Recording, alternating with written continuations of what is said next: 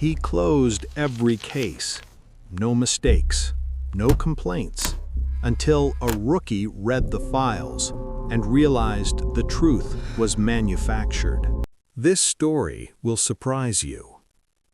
Before I continue, tell me in the comments, are you subscribed to the channel yet? And let me know which city or country you're watching from, so I can personally thank you.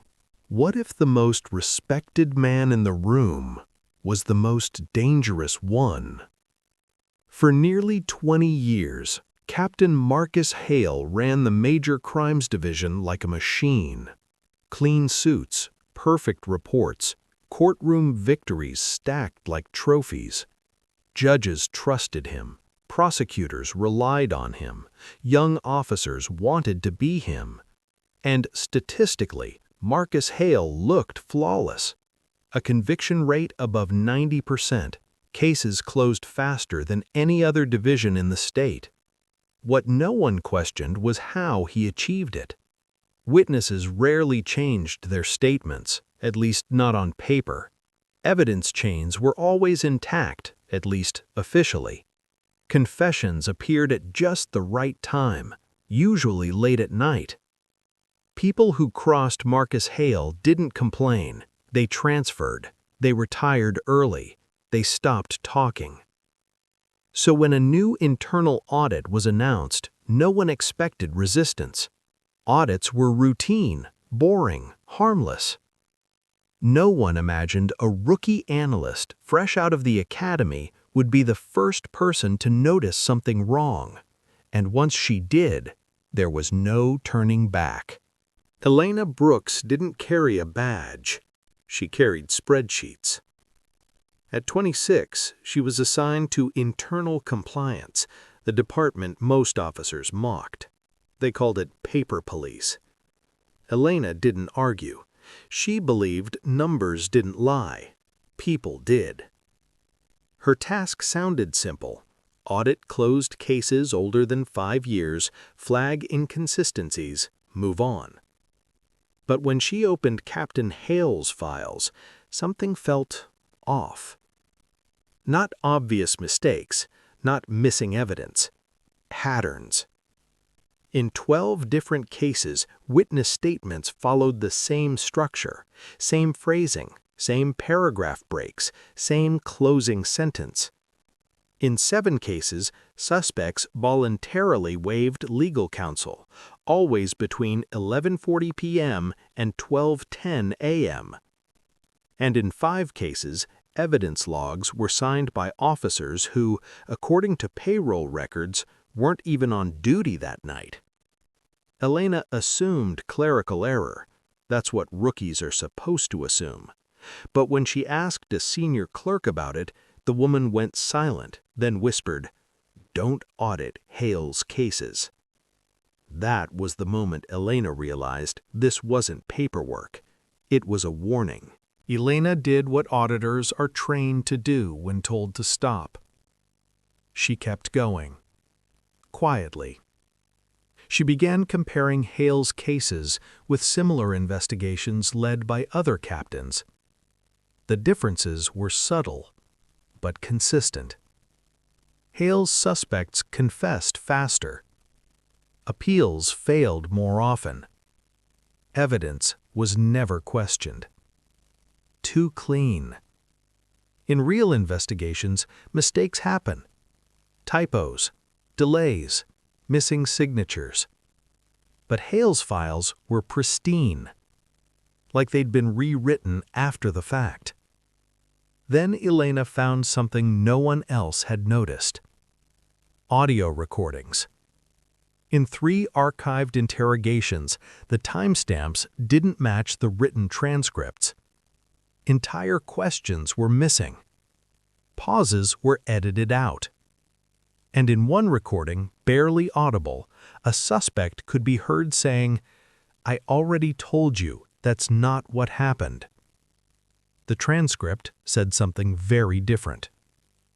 Elena sat back in her chair, heart racing. This wasn't misconduct. This was manufacturing truth. and the man behind it controlled the department. Elena reported her findings to her supervisor.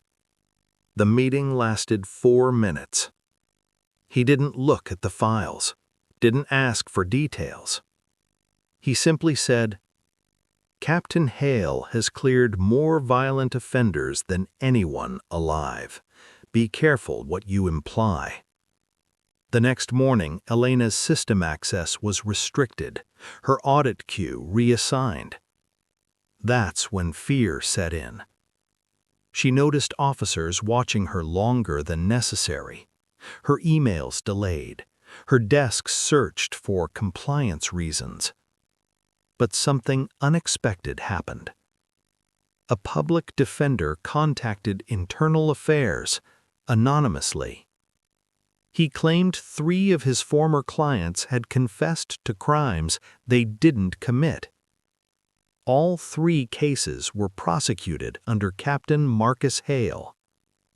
For the first time, Elena wasn't alone. And for the first time, the wall protecting Hale began to crack. Quietly. Dangerously.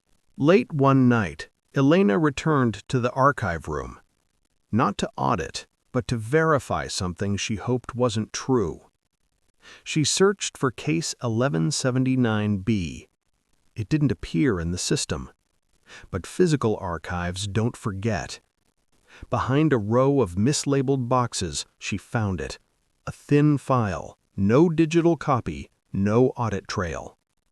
Inside were handwritten notes, unsigned statements, and a confession dated 2 days before the crime occurred.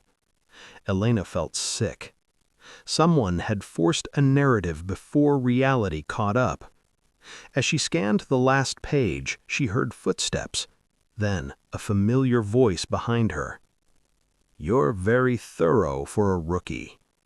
Captain Marcus Hale was standing in the doorway, smiling, and now he knew she was a problem. Captain Hale didn't raise his voice. He didn't threaten Elena. He smiled, the kind of smile that assumes obedience. "You're ambitious," he said calmly. "That's good. Ambition just needs guidance."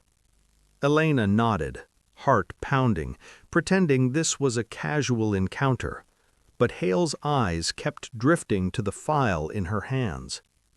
"That case was sealed," he added, "for everyone's protection." The next morning, the file was gone. Not misplaced, not archived, erased. Digital backups vanished, physical records removed, even the box label replaced. Elena reported it immediately. Internal response? Silence. Then came the reassignment notice.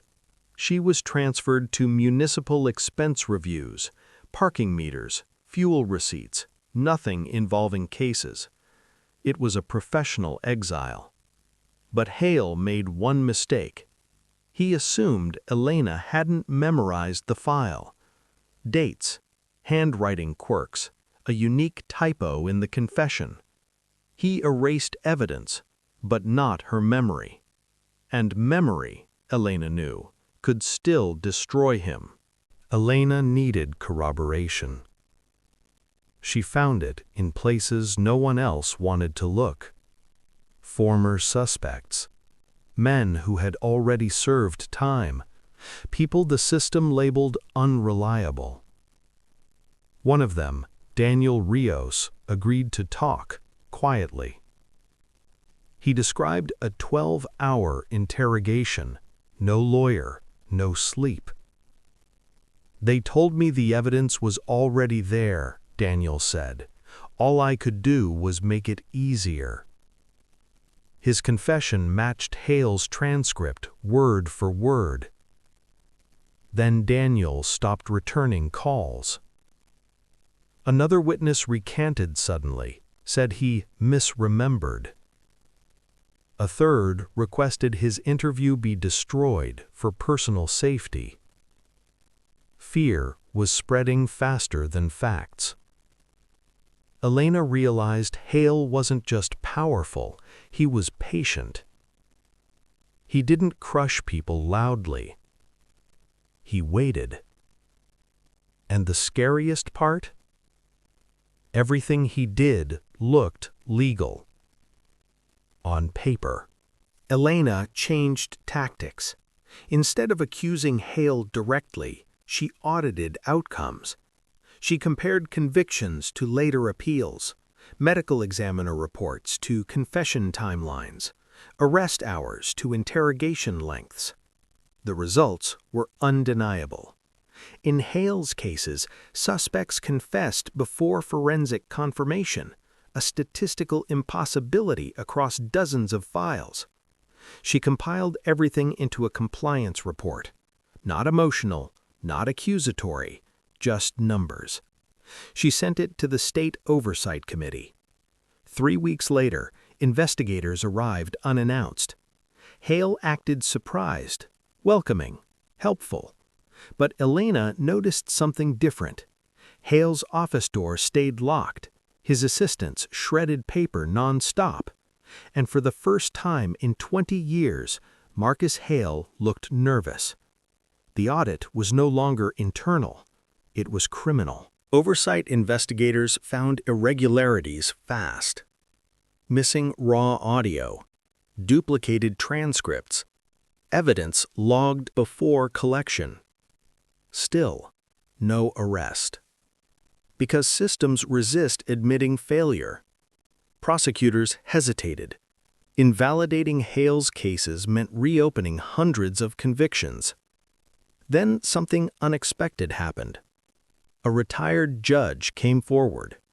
He admitted Hale had privately pressured him during a high-profile trial, suggesting delays, hinting at political fallout. That testimony cracked everything open. Search warrants were issued. Hale's home was raided. Inside a locked cabinet, investigators found handwritten scripts, interrogation outlines, psychological pressure cues, pre-written confession frameworks. This wasn't misconduct. It was a system, built deliberately, and now it was finally visible. Marcus Hale resigned before he could be arrested. He cited health reasons, but charges followed. Evidence tampering, coercion, obstruction of justice. Dozens of convictions were reviewed. Some overturned, others reopened. Elena testified for 11 straight hours. She received threats, lost friends, was labeled disloyal. But reforms followed. Mandatory recording audits, independent transcript verification, limits on interrogation hours. Elena didn't become famous. She stayed in compliance. Because real change rarely comes from heroes with guns. It comes from rookies who ask uncomfortable questions and refuse to stop reading the files. And somewhere in a prison cell, Marcus Hale learned the truth he'd avoided for years. Power doesn't protect you forever. Paper remembers. The first overturned conviction didn't make headlines. It was a burglary case from 15 years earlier. A man named Paul Denning, who had already served most of his sentence. When his lawyer replayed the original interrogation audio in court, the judge stopped the hearing halfway through. The transcript said Paul confessed freely. The audio told a different story. Hours of silence, threats implied, not spoken, a voice growing weaker with each question. Once that conviction fell, others followed. Appeals flooded the courts. Families demanded answers.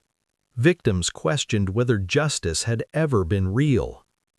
Prosecutors faced an impossible choice: defend tainted cases or admit systemic failure. They chose survival. Files linked to Marcus Hale were quietly flagged.